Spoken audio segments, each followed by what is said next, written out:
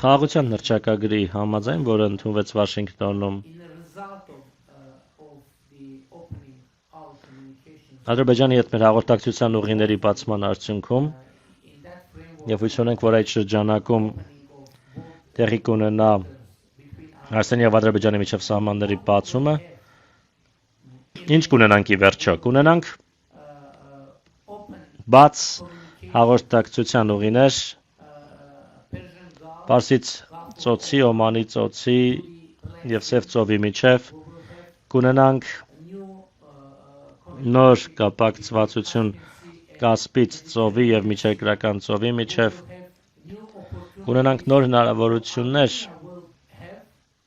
Հայաստանը կունենա երկաթուղային կապ Իրանի հետ,